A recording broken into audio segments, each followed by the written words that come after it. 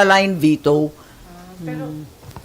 Okay, Nympha. Pero ma'am, since ang desisyon na nga po ng Presidente hindi na ibabalik sa BICAM, so magla-line veto na lang, would you ask or are you asking the President to veto that specific provision, ma'am, sa AKAP?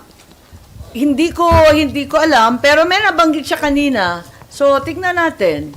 Hindi ko pa alam kasi yun nga, ang hirap-hirap magsalita kapag yung hawak mo na papeles hindi kumpleto. Ang nakita ko lang yung AKAP kasi yun yung datos na binigay sa akin tungkol sa DSWD. Tanggal 50 billion sa 4-piece, tapos biglang lumitaw yung AKAP na ano yan, may partihan daw.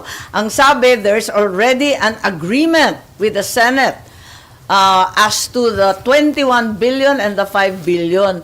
Medyo naasiwa yata ako dun. Anong partehan yan at anong areglo yan? Bawal yan Kulong nga aabutin natin yan